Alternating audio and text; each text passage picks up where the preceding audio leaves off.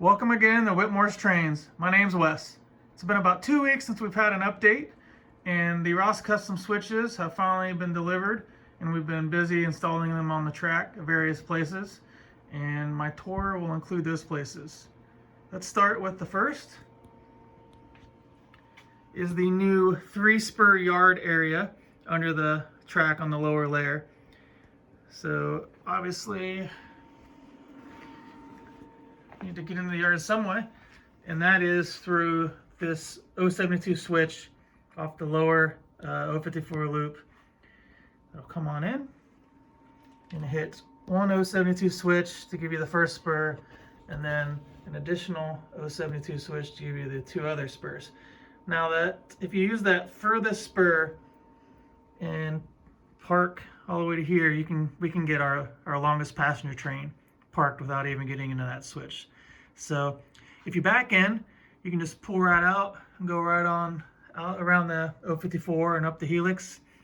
If you pulled in, you can do one of 2 things. You can back out and then flip that switch and go across the bridge area and go up the helix, or you can back all the way around, flip the switch on the other side, and come this way for a little longer ride.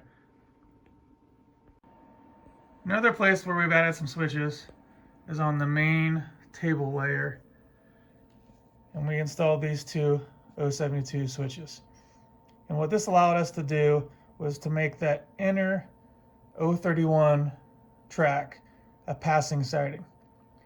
So that's all one train, you know, the front and the end of it.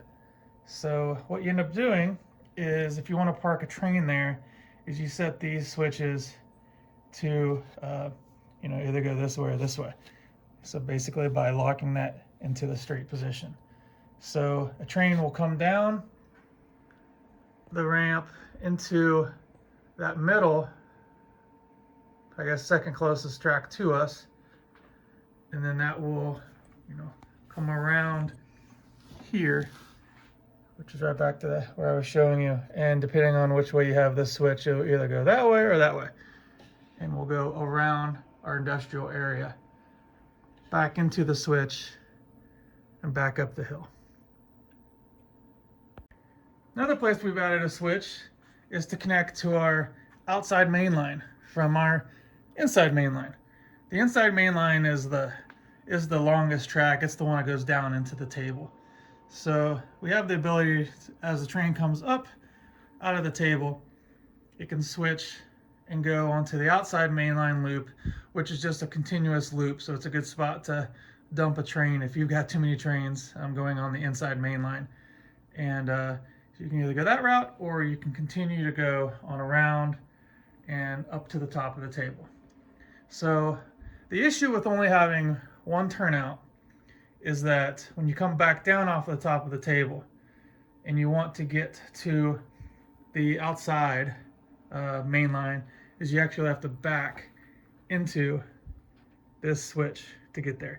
And same issue if you were already on the outside main line and you want to get onto the inside main line, you end up having to stop and back into the switch and then continue forward again. Another addition that we have is we have created an 042 passing siding on our lower layer. So before, it used to just go 054 and come around 054. By adding 2 more switches, we were able to create that inner loop, and that's all one train on that loop. So you can park a train on the inner loop and send the main train down the inner main line on the outer loop, as well as access the yard from the outer loop. So if you were trying to do some yard work, you would set the inner 042 to be your main line, and it would be continual, and then you could work on the yard without having to stop a train. Well, that about does it for our updates. Let's do a in-cab camera view to take a trip and see one more update that I didn't tell you guys about. See if you guys can figure it out. Have a good day. Bye-bye.